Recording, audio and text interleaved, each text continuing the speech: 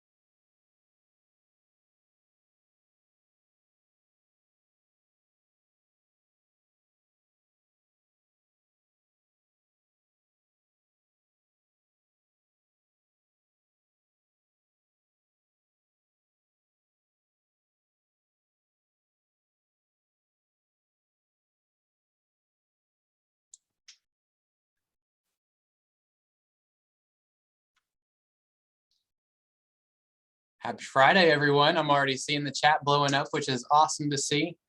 I know we're still going to have a few more people trickling in here, but we can go ahead and get started. So good morning and welcome to another episode of Fitness Mythbusters. I think this might be my 5th or 6th Fitness Mythbusters now, and I absolutely love this topic. I feel like it is just so pertinent and relevant to everything going on these days with all the information that we have available about fitness.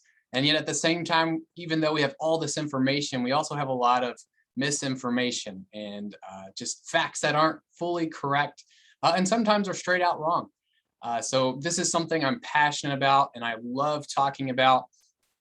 If you've never, and I actually recognize a lot of names, so if this is not your first time with Fitness Mythbusters, welcome back. But if this is your first time, welcome as well. I'm happy to see your names. Obviously, I can't see your faces, but that's okay. But if you haven't been to one of these before, I love for them to be very interactive. So feel free to shoot out questions at any time. If it's not necessarily pertinent to the topic at hand, I will still get to those questions, I promise.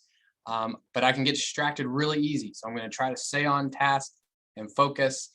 I like to save a little bit of time after each myth or topic to answer questions. And then, of course, I also like to leave a couple minutes there at the end to answer any broad questions you have. Or maybe if you had a question you forgot about till the end, great time to ask it as well. So I'm Charles Burroughs, and I am the Fitness Services Coordinator for University Recreation here on campus. I've been doing this for about 3 years now, but I've been working in fitness, whether as a manager or a personal trainer, for about 8 years. I've had the opportunity to work at a commercial gym as a personal trainer, working with a broad range of different clients, a gym not unlike something like Crunch or Gold's Gym or something like that. I spent a few years working in corporate wellness, doing a lot of programs similar to what Bama and Health Promotion and Wellness do here. I love that kind of programming. I think it's absolutely awesome. And then, of course, working here at the university, I get to oversee the personal training program we have here.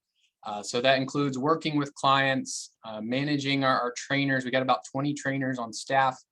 We have about 100 to 200 clients any given semester that are training with us. And so this is something I spend a lot of time learning about, researching. And like I said, I'm passionate about fitness, so I love to talk about it. Any questions you got, you can always stop by my office and we can just chat all day long about this topic. I could really almost talk too long about it. But today, with Fitness Mythbusters, I want to specifically talk about muscles. Muscles are obviously a very important part of fitness, and I think there's a lot of misinformation about muscles. So let's dive into it. And if you've ever seen the show Mythbusters, I don't know if it's still on. I don't think they make any new episodes. But anyways, The way that we approach this is that we'll pull up a common saying or a statement. Then we're going to dive into some of the science and the facts regarding that statement. And then we'll decide for ourselves if it actually makes sense and if it's true or not. So that's the way we're going to approach this. So buckle up. Let's get started. All right.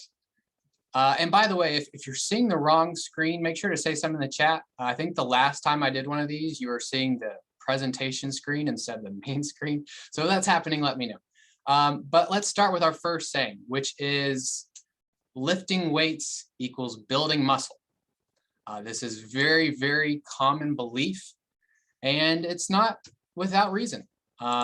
It's often believed that if you lift weights, you build muscle. And there is actually a lot of undertones or kind of implied meanings there with it.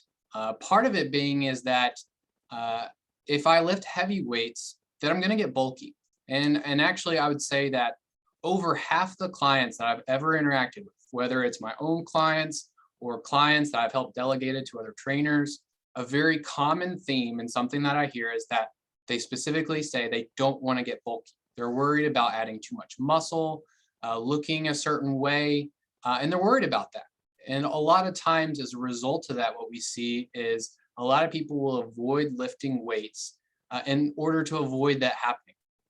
And while I've touched on this topic before, I want to dive into it a little bit more because I think it's really important to understand what building muscle and lifting weight looks like. And I think when we understand the background behind it, we'll kind of get to the bottom of this and whether or not this totally makes sense.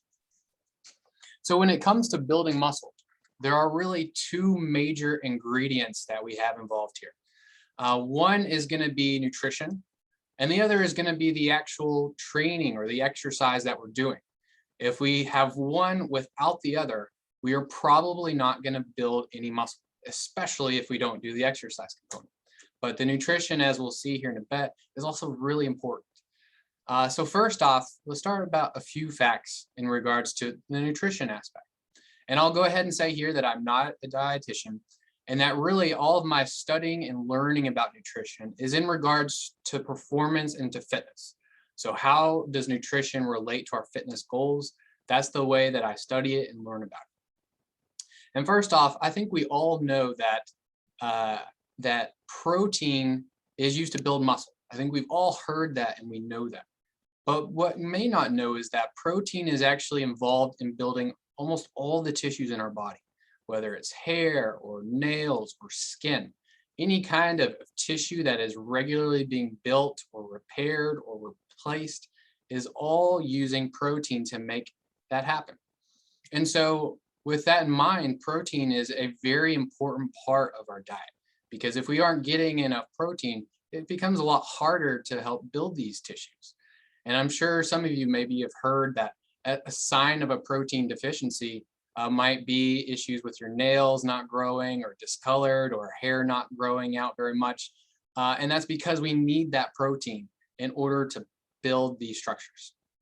Now, since it is a part of building or growing muscle, our body is actually really smart in how it approaches this. It's important to understand that we're not going to build muscle if we don't have enough protein for all of those other things going on. Our body is not going to say, yes, let's add more tissue when we're not getting enough of the ingredient to build it in the first place. So what we find is that in order to build muscle, there must be an excess amount of protein available to make that happen. Otherwise, we're just going to keep the status quo of wherever our body is at. So if we want to build muscle, we need to have an excess of protein available through our food intake. Now, not only does that need to happen, but we also need to see a caloric surplus.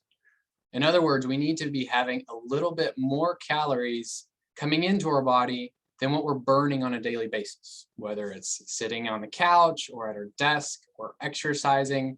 No matter what we're doing, we're always burning calories.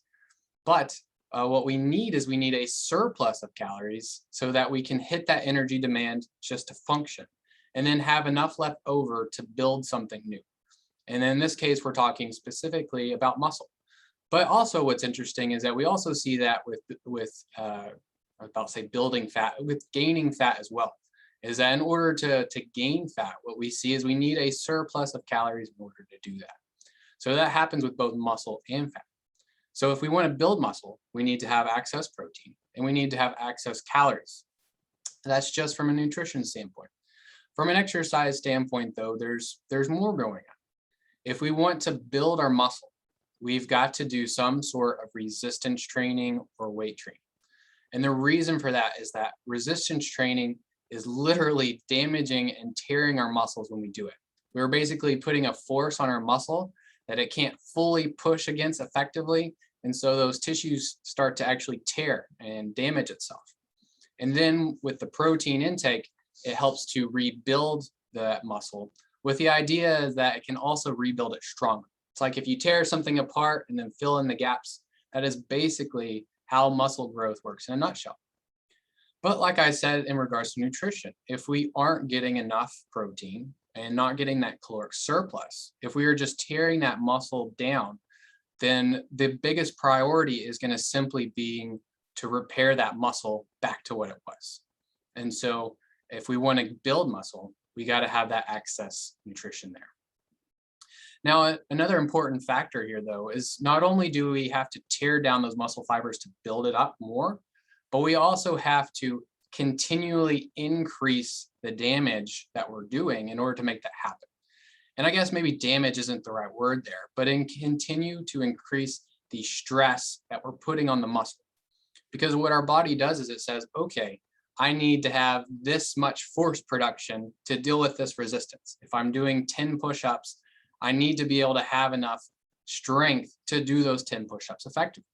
And once we adapt to that point where we get a little bit stronger, where maybe we build a little muscle to deal with that, if we want to continue to build more after that, we have to increase the stress, whether that's through repetitions, through sets, through a heavier weight. We have to find some sort of way to stress it further in order to get that muscle to build. And I think that brings us to a very important next point involved with this, which is, does strength always correlate with muscle? Now, I can go ahead and say straight up front is that muscle does correlate with strength. In other words, the more muscle we have, the stronger we will be almost without exception, because muscle equals force production. And the more that we have, the more force that we make. So if we have more muscle, we will be stronger. But what's interesting, though, is that the reverse of that is not necessarily true. When we increase strength, especially early on, we can do so without really building much or any muscle at all.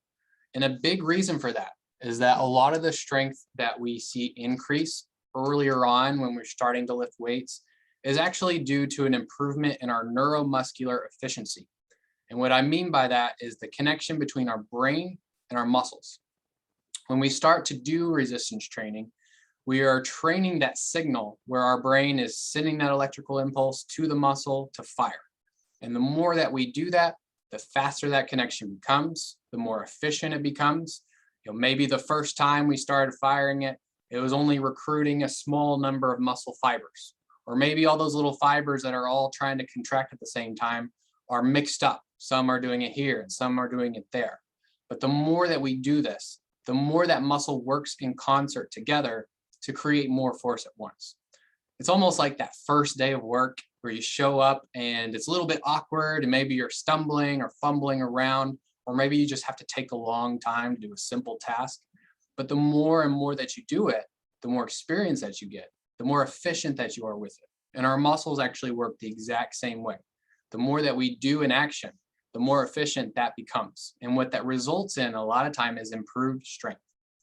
So that first couple months of training, that's almost entirely a result of that neuromuscular efficiency.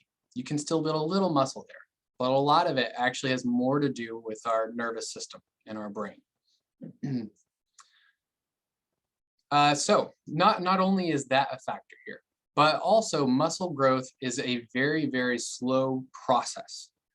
For every pound of muscle that we gain, that process can take a long time.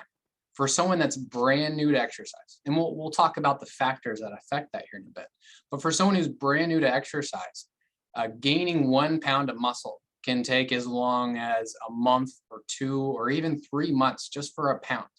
And that pound of muscle is extremely dense. So when we are gaining muscle, it's not always directly observable.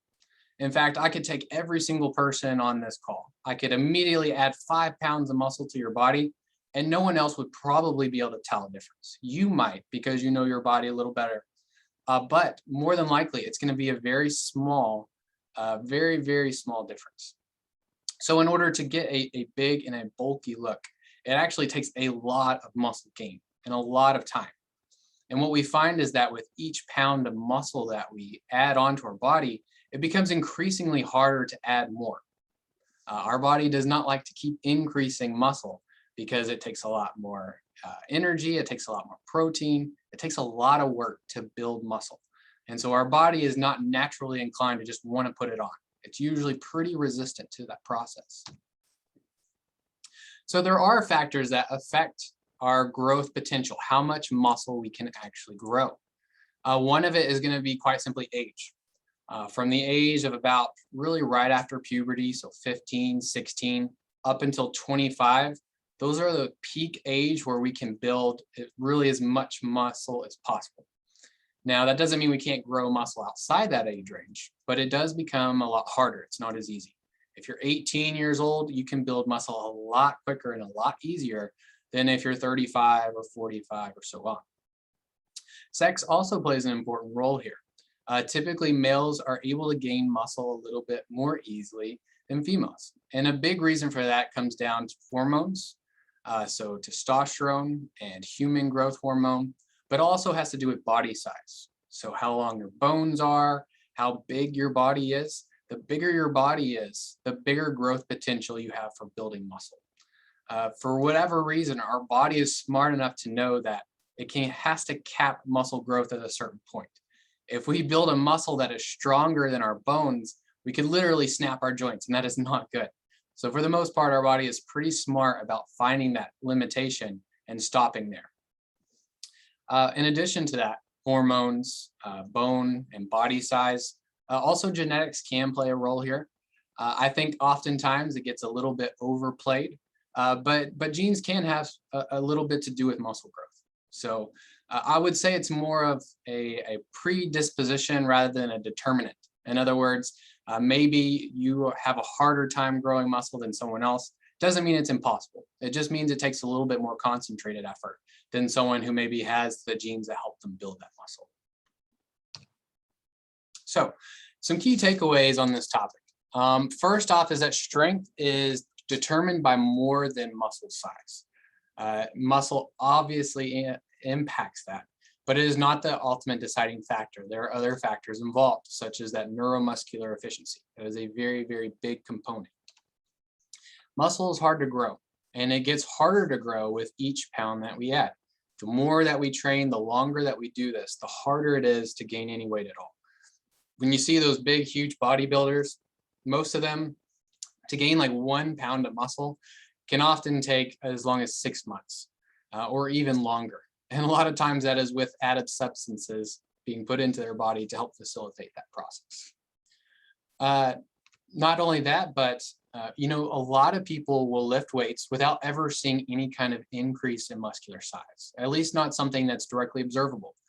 In fact, usually what happens for most people, especially if they don't fall in one of those categories that are most susceptible to gaining muscle. So if you're not in that 16 to 25, if you're not a male, then more than likely when you start putting on muscle, it's going to look more like what we call that toned effect, where we see a little definition, but that muscle didn't just blow up in size.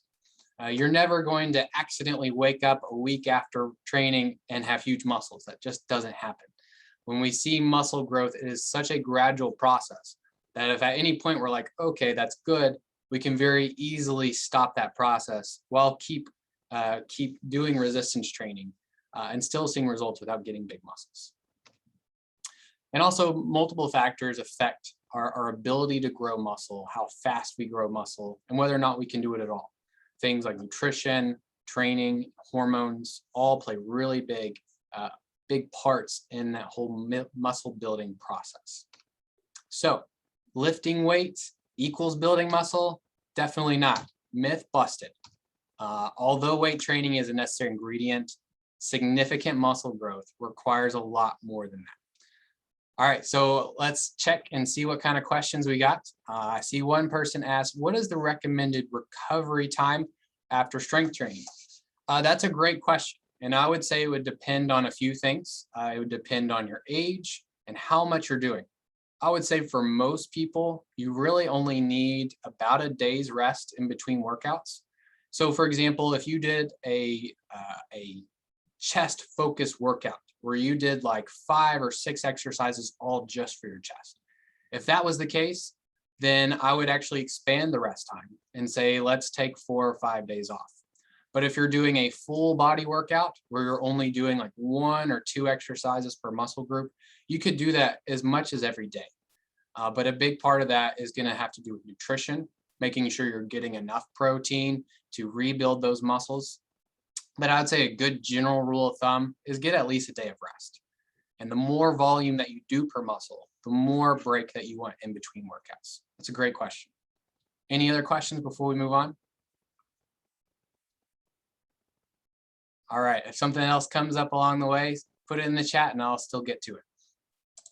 All right, on to the next one. To develop core strength, you need to do ab exercises. Ooh, someone just asked one. I'm gonna pause real quick. How many sets and reps do you recommend? And I assume that's gonna be for resistance training. So I would say a good range of reps is anywhere between 8 and 15. And if you're a beginner, 2 to 3 sets. That is a great starting point for just about any exercise. 8 to 15 is a very good, safe rep range for just about anyone. We got another question. I'm going to actually address that one by Stephen a little bit more towards the end. Great question, though. I will get to it. But let's talk about this next one. To develop core strength, you need to do ab exercises. And we got that picture of the guy doing the human flag, which is a very impressive show of core strength. So I guess first off, we need to really clarify what we mean by core, because a lot of time when we hear core, people are thinking abs, right? That's the first thing we think of is abs. But the truth is that our abdominal muscles are actually a very small part of our core. And what we really mean by core is these are all these different muscles that help to stabilize our spine and really protect the organs that are in our torso. This is kind of our vital zone, our torso. And so we have muscles there that can help protect it. And so our core is actually made up of more than 12 different muscles. In fact, depending on who you talk to, it can be as much as 20. There's a little disagreement there, but these are all these muscles that help keep our spine erect and protected. So that includes the abdominals, that includes the glutes, the obliques. We have both superficial muscles that are more towards the skin layer, more towards the outer side. Those are usually the muscles that we see when we train a lot and we have a lower body fat percentage. We see all those striations and stuff. Those are our superficial muscles. But we also have a lot of deeper muscles inside our body, such as our transverse abdominis, our pelvic floor. By the way, transverse abdominis is actually one of the most important core muscles because it's almost like a belt that wraps around our spine and our stomach. Whenever we base it, or whenever we engage that muscle, it helps to keep everything tight and compact. And we'll talk more about that in a bit. But what you can see from these pictures is that there are a lot of muscles involved here with our core. And so for the most part, there's not even one single exercise that can effectively engage all these muscles by itself. There might be like 2, but for the most part, it's not easy to just hit all your core with one single exercise. So how do we use these muscles then? And I think this really deserves a lot of clarification because I think a lot of times we think of core muscles, we think of very specific exercises. But when we engage our core, we are keeping our spine erect. We are protecting the torso. And one actually really important thing that I realize is Well, actually, it is that next point. One really important thing here is that when we engage our core, one thing that we're doing is we're creating leverage. Joseph Pilates, the guy who invented Pilates and Pilates reformer, he liked to call this the ripple effect. And that is that whenever we are able to engage our core, we are able to hit the rest of the body more effectively.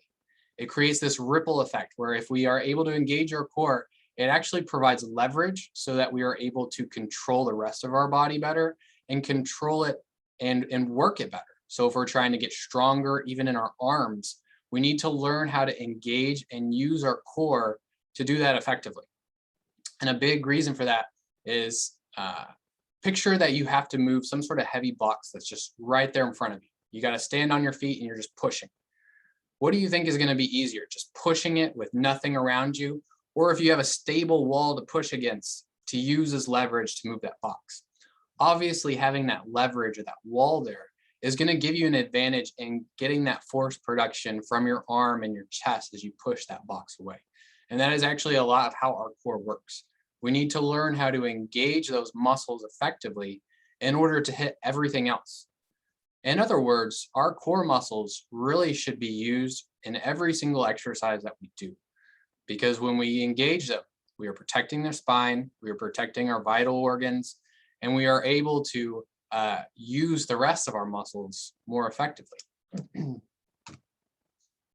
And so I actually want to do a quick exercise here to show you how to do this. I think that this is so incredibly important, and that 95% of people who come into the gym for the first time don't know how to do this or don't think to do this when they're exercising. So this is a very simple, simple procedure that you can do to help engage your muscles. I encourage you to do it now if you can. I usually suggest people do this standing, but you can do it seated. It's just a little harder that way. But it's a real basic procedure. First thing you want to do is just sit up nice and straight, shoulders back if you can, head up tall. And then what we're going to do is you're going to take your hands. I want you to place them on your sides. And I usually recommend about at belly button or navel level. The main thing here, and for almost anyone, is the point where your torso is the thinnest. So it's usually right below the rib cage. And I want you to just take your hands and spread out your fingers and just kind of push in a little bit on your front and sides and back as well with your thumbs. And all we're going to do first off is just going to focus on taking some deep breaths where we're focusing on expanding the stomach when we inhale, and then bringing the stomach in as you exhale. So literally just breathing in. And when you're doing that, it's not a big chest breath, but it's a stomach breath. We're breathing in, pushing the stomach out, and then exhaling, bringing the stomach in. Now you should be able to feel that pretty easily with your hands as you're breathing. And I want you to think about when you're taking those deep breaths, is I want you to think about the muscles involved, that actual voluntary movement of sucking the air in and blowing it out. Now, once you've done that a few times, the way to really engage these core muscles, especially that transverse abdominis that I talked about a second ago, the way that you feel it is I want you to think about that feeling when you exhale, and I want you to engage that muscle and then simultaneously squeeze your fingers and push against it, push against your fingers. So you're breathing out and then you're pushing against your fingers as you're squeezing. And what you should feel is you should feel resistance against your fingers as they push out. It doesn't matter how much fat you have in that area, you should still feel that resistance against your fingers as you're bracing against it. I like to imagine it as like if someone's about to punch you in the stomach and you got to brace against it. That is what it is like to engage those core muscles that are specifically in the stomach and lower back area. And yes, Jeremy, this is fairly similar to the Valsalva maneuver, but it's engaging and pushing against those fingers is how we know that we are creating that leverage around that lower torso area that's going to protect our spine and back. In fact, you'll probably notice when you do this that it's not just the abs that you feel it, you'll even feel it pushing against your thumbs that are in the back because that muscle wraps all the way around. And if you can learn to do that effectively and efficiently, then you're going to exercise more safely and you're going to be actually a little bit stronger because you're going to have that leverage. One thing I'll point out here is that if you fatigued really quick, if it felt like it was hard to do, that means this is something you want to try to do more regularly. Even if you're just sitting every day at your desk, take a moment and try to really engage those muscles and just try to hold it as long as you can. Because what's most important with this muscle is not necessarily strength by itself, but it's endurance and the ability to maintain that contraction for as long as you can. So that is how you engage those core muscles. If you do this standing, a lot of times you'll actually just, without realizing it, feel your glutes flex as well. My watch is talking. You'll notice that you'll just engage your glutes and some of these other muscles as well. For whatever reason, though, that focusing on that transverse abdominis and flexing that seems to help us to engage all those other core muscles that we're talking about. So with that being said, at this point, I've already said we probably need to be using this. Well, not probably, we need to be using these muscles when we're doing anything. So with that being said, what is the point of core exercises? Is there a point? Well, first off, specific core exercises are great for very specific results. So for example, if you're a baseball player and you want to get better at swinging the bat, that torso rotation that's involved with that movement, then doing core exercises that uses that movement is going to improve that neuromuscular efficiency and make you stronger and more efficient at that. So if you're doing like a Russian twist exercise, or like a wood chopper exercise, anything that involves core rotation is going to make you more efficient at doing that. So that's one reason that we want to do core exercises, is that it does help get very specific results. Now, with that being said, though, while it can help increase our core strength and endurance doing those exercises, if we're not learning to engage our core with all the other exercise that we do, then we are not getting the most out of this, and it's actually kind of inefficient. I like to compare it to washing just the wheels of your car rather than washing the whole car. Yes, there is a result you get from washing your wheels, right? But if you're not washing the rest of the car, then it's kind of pointless. And in fact, if you're washing your car effectively, then you're also probably washing the wheels in the process. And so I think it's really helpful for us to start to think about how we wash the whole car rather than just the wheels. And that's what I mean when I talk about core training. There are benefits to core training. A lot of times I will do it with new clients to help them to focus on just engaging the core, because sometimes it's easier to focus on just the core by itself rather than focusing on the core and a squat or the core and a push-up. So there's definitely a benefit to core training by itself. But again, if you're not washing the whole car, then it's not a great use of your time. And so if you want to develop your core strength, really you should be doing more than just ab exercises. Wash the whole car by learning to engage your core regularly and often. It's even a good practice to try to do it when you're just walking around. It might feel a little silly, but it's actually really helpful and really useful exercise to get better at using those muscles effectively. So, myth busted. By the way, any questions about that before we move on to the next one? And I'll go ahead and answer Steven's question real quick before we move on. He said, should you work on weight loss before adding muscle? And I would say it really depends on your goals and what you're trying to accomplish. I usually recommend people to start doing some resistance training from the very get-go because it helps with neuromuscular efficiency. It helps with metabolic efficiency and burning calories. But what I wouldn't do is I wouldn't try to have a big surplus of calories to do that. What I would really recommend is try to figure out how many calories you eat in a day to maintain, and then eat very, very close to that number, or maybe just a little bit above. That way, any excess calories ideally is going to be used to help build muscle rather than gaining fat. Really, what I recommend though is to just try to focus on how many calories you currently eat to maintain, and then start doing some resistance training. And what we'll find is that we'll probably build a little muscle in that process. And then once we build that muscle, our metabolism speeds up, and then we'll actually start seeing weight loss at that same caloric number because the energy demand is now higher than what we are actually eating. And that's a really good way of approaching this, of building muscle while losing weight, is eat around maintenance or lightly above it, let that muscle build a tiny bit, and then our metabolism is more efficient. It's usually what I recommend for most people, and it seems to be pretty effective. Any other, let's see, we got one in the Q&A. So someone asked, does intermittent fasting work well with resistance training? So again, my training is all about fitness, so I'm not going to talk about the health side of it, but intermittent fasting can be effective with resistance training.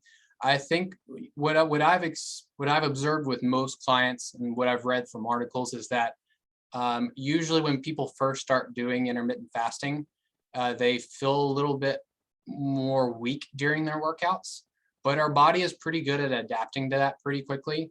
And as long as we are getting enough nutrients at some point during the day in terms of exercise, we're going to recover and be fine. So I've never seen it really be detrimental to building muscle, other than the fact that usually with intermittent fasting, you're just not getting as many calories throughout the day as you would if you're eating regularly. And so obviously, if you're not eating as many calories as you're burning, then you're not going to build muscle. And that's regardless if it's intermittent fasting or not. But that's a great question. I would say for the most part, it can totally be paired fine with it from a performance and a result standpoint. But I can't really speak to the health outcomes of that. I'm just not real aware if there's any issues beyond that. One person asked, we have established a good weight training program for all muscle groups. How do the muscle groups burn excess fat localized around the muscle groups? So this is actually a source of a lot of controversy even within this industry. For the longest time, we believed that we cannot spot fat reduce. And by and large, that is still the case. We really aren't able to discriminate where we burn fat.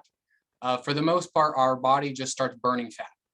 One thing to think about, though, is that if we focus on building muscle in a certain area, a lot of times what that does is it'll sort of push out and sort of spread the fat out a little bit more. So for example, if we have a lot of excess fat around our chest, if we build the muscle around our chest, it's going to seem like we lose fat there because we're expanding and stretching it out over a greater surface. There have been a few studies here lately that suggest that some spot fat reduction is technically possible, but there isn't any real practical real life application to that. So I wouldn't necessarily try to do that. My recommendation would be to try to help build muscle in those areas that maybe you're worried about. But by and large, any kind of weight loss is going to eventually target that area you're looking for. Our bodies are just weird like that. Sometimes we accumulate fat in different areas, and the best that we can do is just lose fat, and eventually it'll get those areas. Another question here, is walking a good exercise of helping your core? Should I include other exercises with my walking routine? So it can be good for your core if you are focusing on engaging your core. That is the biggest thing. You could literally train your core just sitting at your desk if you are focusing on engaging and holding that muscle.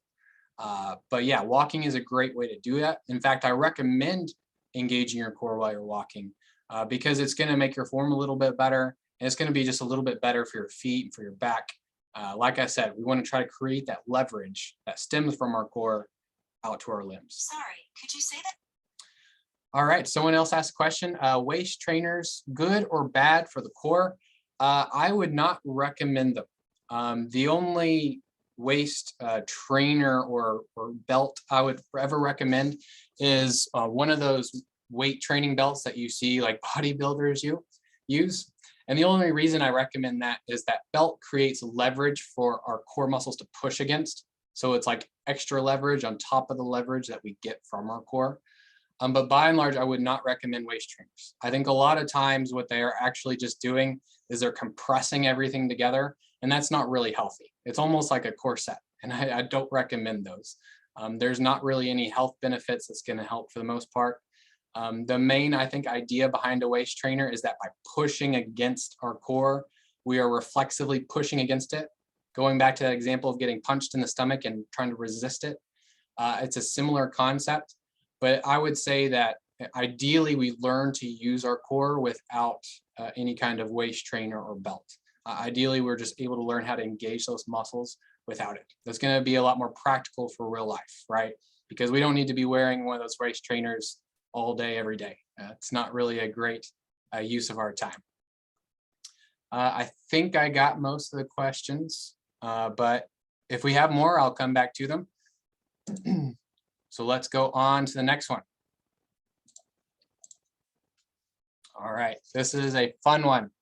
And I'm going to go ahead and apologize in advance, because once we talk about this, you're going to see this everywhere you go, and it's going to drive you crazy. And that is that this saying that hunch shoulders are either genetic or a sign of aging. And actually, a third part to that I didn't put on here is a lot of times people think that forward hunch shoulders is just bad posture. And if they can just focus on it, that their posture will instantly be better. So let's talk about this. First off, when I mean hunch shoulders, what I'm really talking about is shoulders that are rounded forward so that the back is sticking out farther than the shoulders, and also the head is forward. A lot of times what's also accompanied with this is that the shoulders are slightly elevated and forward. And this is extremely common. I recently just wrapped up a personal trainer certification prep course here at the rec. And one of the things that we were talking about in that class is that we could walk out into the weight room at any given point in the day and find 10 or 15 people with this exact issue, this exact posture at any given time. Even people who are regularly exercising can experience this posture. In fact, you almost certainly know someone who has this, whether or not you've ever paid attention to it.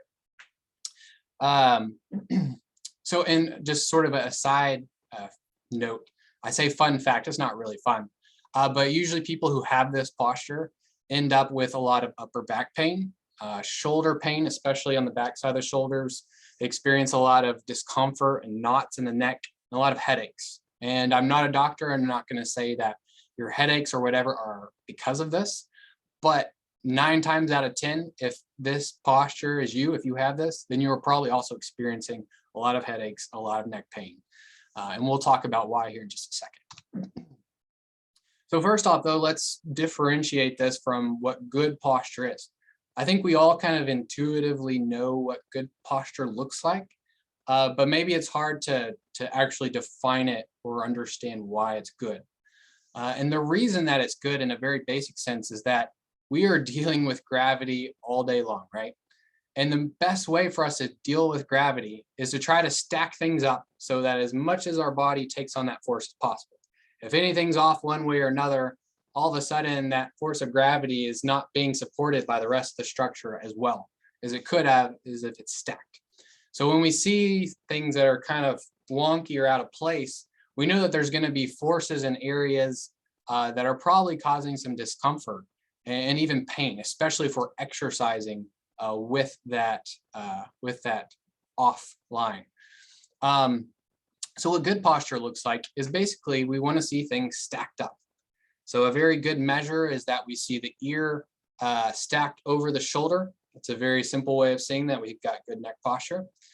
Also seeing our shoulders are rounded out and that the middle of our shoulder is pointing out in a way.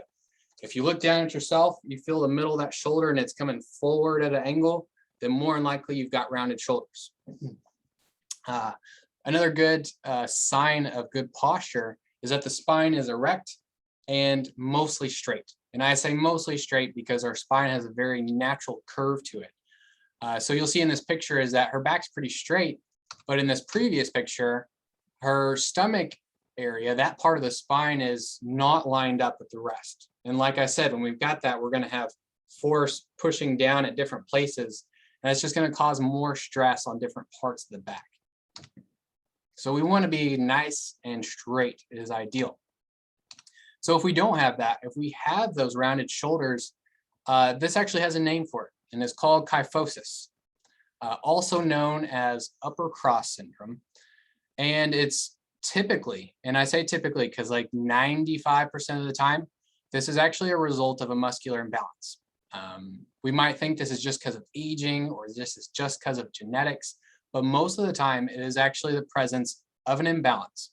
And when I say imbalance, what I mean is that muscles in one part of the body are overactive, they're tight, and then the other side is they're stretched, they're loose, and they're actually kind of hard to engage because of that posture. And this one in particular, it's called upper crossed, and it's actually for a good reason. And the reason is that these lines of muscles create this cross pattern of tight muscles and weak muscles. So if you see in this diagram here, you look at the upper left, the muscles in our back of our neck, our trap area, our upper back, those muscles with this are usually going to be over tightened and overactive, which makes sense because those muscles force our shoulders up and our neck forward. So that's very common to see. And then following that line down towards the front of the body, the chest, and also the front part of the shoulders can also be really tight. And when they're tight, they pull the shoulders forward even more, and even the neck to some extent. And then the other part of that cross is going to be the muscles that are weak and underactive. And that's going to be that sort of mid to lower back area, known as the lower trapezius, and then another muscle there. And then also these muscles here in our neck. So what we're seeing when we see these hunch posture is we're seeing this line of muscles that are doing way too much work. And then we see another line of muscles that are, as a result, they're inhibited and they're weak and they're not able to properly fire like we want to. And if you have this posture, but you can just correct it by standing up straight, then really what that means is that you're in the very early stages of this kyphosis. For the most part, if you've had this for a long time, then it's not going to be as simple as just throwing your shoulders back and standing up, because those muscles at this point are way too tight. And those other muscles that are weak are too weak to really be engaged appropriately. Now, there is a good news here, and that is that, well, actually, before we get there, let's talk about what causes it. We'll get to the next part in a bit. But what causes it, and by and large, is going to be a sedentary lifestyle. If you're spending a lot of time looking down at a phone, at a computer like we are right now, then a lot of times that ends up leading to this posture. But it's more than that. A lot of work at a desk, even if you're standing at a desk, if you're working in front of you, which most of us are for most of the day, we can start to develop this posture. Some other things that can cause it are going to be an unbalanced training program. Like if you do tons and tons of chest and shoulder exercises, but then you're neglecting the back area, that can also cause this. So even people who work out regularly can experience this. And then also just muscle and weight distribution. Typically, men are slightly less likely to experience this posture just because they're going to have a little bit more back muscle right in this area, and they're going to have a little bit less weight in the upper chest area. And so as a result, it's a little less likely. But again, if you're sedentary, if you're sitting at a desk a lot, doesn't matter what you are, you're probably going to experience this at some point. Now, there is a good news here, though, and that this can definitely be corrected. And this is why I said you're going to be ruined from this point forward, because it's going to drive you crazy to see this, and you're going to want to help people and be like, hey, you can fix this. It just takes some concentrated effort on what we're doing. And this is a combination of resistance training and then some stretching and mobility. The resistance training part is to target those weak and underactive muscles. So in this case, those weak and underactive muscles are going to be that kind of mid to lower back range, right? Those muscles that bring our shoulders back. And it's also going to be these little flexor muscles here in the neck that do this motion right here. If our head's stuck forward like this, then we're very rarely doing this motion. It's restricted. But if we're up straight, these muscles are involved. So we want to start to train these muscles and then those lower back muscles so that we can start to target those weak stretched out muscles. Now with stretching, we want to try to stretch those muscles that are overly tight. So the chest and the shoulders and the upper part of the neck here, we want to start to try to lengthen those muscles so that we are able to engage those other muscles. If we try to do one without the other, it is not very effective, especially the resistance training part. In fact, I think this is a big reason that people think this is genetic or it's not something that can be corrected. Because what they'll do is they'll say, how do you fix hunch shoulders? They'll go online, they'll Google it. You'll find some exercises that say, if you do this exercise, it'll fix it. But if you're never stretching those tight muscles, it's never going to get there, because we are inhibiting that process of being able to open up and use that full range of motion that's required for those upper back, or excuse me, the lower back and shoulder muscles to come back. And here, I'm going to actually show you some examples of exercise that can help correct this, because it's not enough to just tell you this exists. I want you to know how to fix this on your own. Because again, I imagine a lot of you probably noticed this with yourself. In fact, I've noticed since I've worked a desk job more and more that I have to start doing these things more often to prevent this forward hunching. I'm starting to get a little bit more neck pain and upper back pain. And while there may be other reasons for that, I know a big reason is because of this constant posture of sitting forward like this. So some exercise that can help this. One is a face pull exercise, which you can do with a band or a cable. Banded pull aparts is another great exercise to hit these muscles that are weak. A wide grip back row is another effective exercise. And then any kind of external shoulder rotation.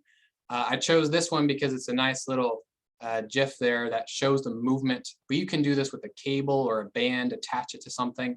We're just trying to rotate that shoulder outwards and engage this back part of the shoulder here. These are some great stretches that I would do at your desk every day if you can.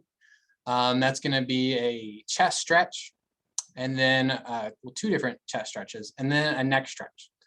And the main focus with a chest stretch, just so you know, what we're trying to accomplish is we're trying to increase the distance between the shoulder and our sternum right here.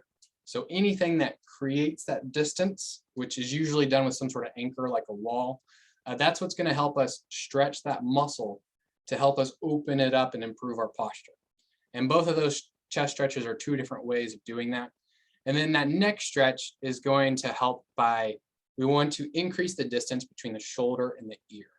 So if you try to do this stretch and bring your shoulder with it, it's not going to do anything. You want to try to create distance here and here and reach back. You can come forward, to the side, forward, back, any other way. All we're trying to do is just create distance right here to lengthen this out. And I imagine some of you are probably trying it right now and you notice, wow, that is extremely tight. I would start trying to stretch that every single day. Because if it stays tight like that, we're spending 8 hours at a desk, it's not going to get better until we try to start stretching that regularly. So there's some very easy stretches that we can do to help improve and correct this posture. And I could give a whole presentation on all the different imbalances that exist out there, but this is just a good taste of that. And really, this issue is just so common that it's really worth talking about. And so obviously, as I'm sure you've gotten to this point or has assumed at this point, is that this is a myth. This is not true. By and large, it's not genetics. It's not just a sign of aging. Most of the time, this can be corrected if we are willing to put in the time of doing those exercises and doing those stretches to help correct it.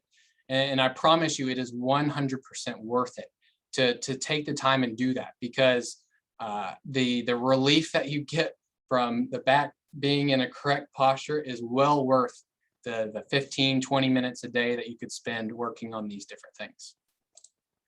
All right, so that was the last one I had. Like I said, I wanted to make sure to save time to answer questions. So that's what we're gonna do right now. I see one person ask, what about being in the car all day? Do you need to get something to help to straighten up? One thing I would recommend for a car is, well, one is to just focus on your posture when you're sitting in a car. And that's going to be everything from making sure your knees are nice in line with your toes, trying to keep your shoulders back, sitting up straight. But one thing that can really help is to get one of those little lumbar pillows to put right there on your lower back. There's no way to like offset the effects of driving.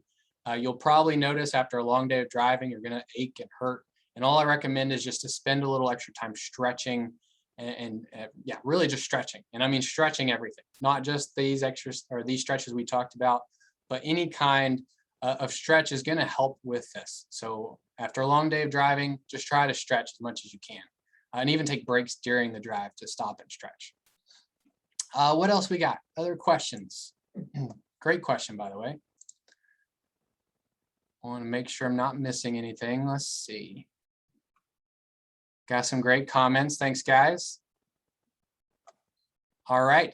Well, that's all I have, but I'm going to hang out here because some people might have more questions, whether it's about this or anything fitness related. You guys have a wonderful weekend. Don't forget to check out some of the things that we offer over at University Recreation, whether it's group exercise. I'm actually really excited because we're about to restart a class called Range of Motion, where we spend a lot of time on these types of stretches and exercises to help improve posture.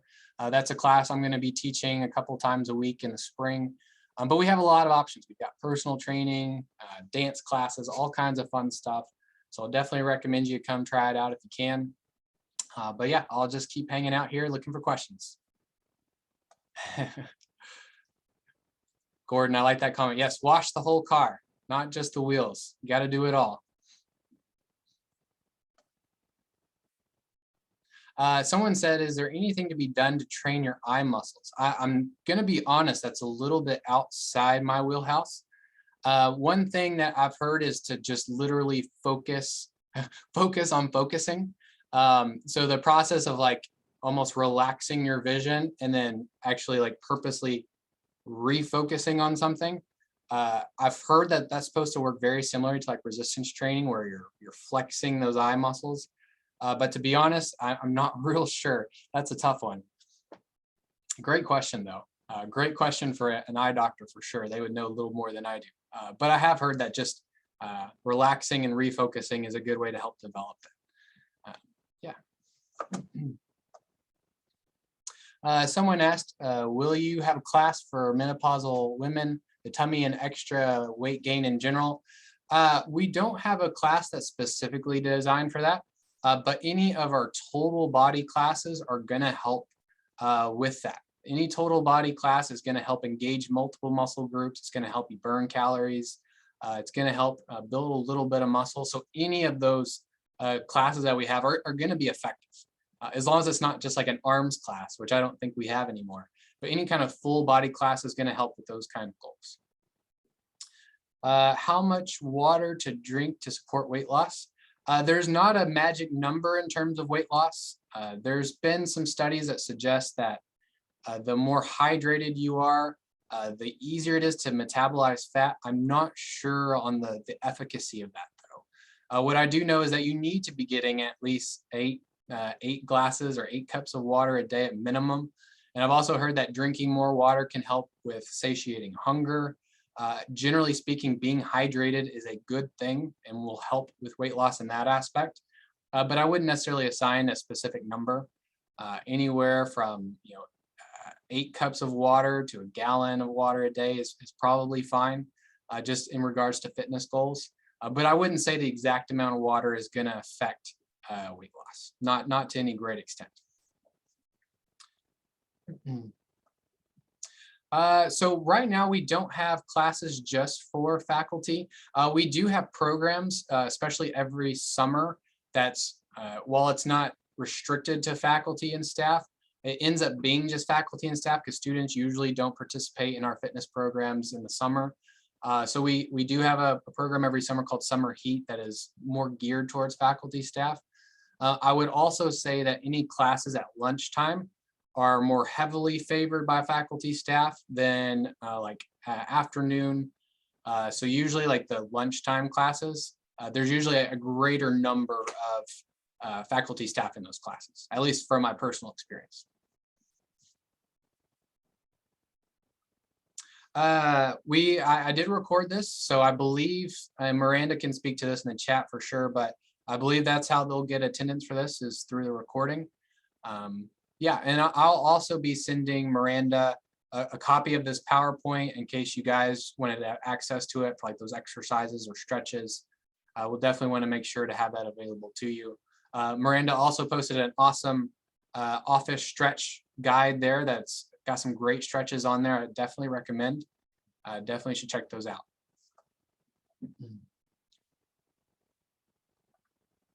All right, any other questions? I think I got most of them.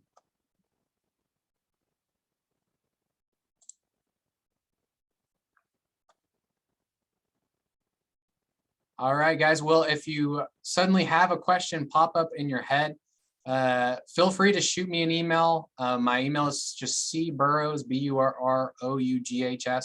@ua.edu. You can also always give me a call. I believe my extension is 86261. I just love talking about this. So don't feel like you need to have a membership at the rec to reach out to me and have any kind of fitness questions. I usually get a few great questions after these presentations. I'm more than happy to answer them. Just shoot me an email and we can always go from there. But you all have a wonderful weekend. I hope you learned something interesting today. You can take something with you. Any extra knowledge is always helpful in enhancing our goals and getting us closer to whatever we're trying to achieve, even if it's just better health, which is probably the best goal, right? All right, everyone have a great weekend. I imagine I'll probably see a lot of you soon for our next webinar.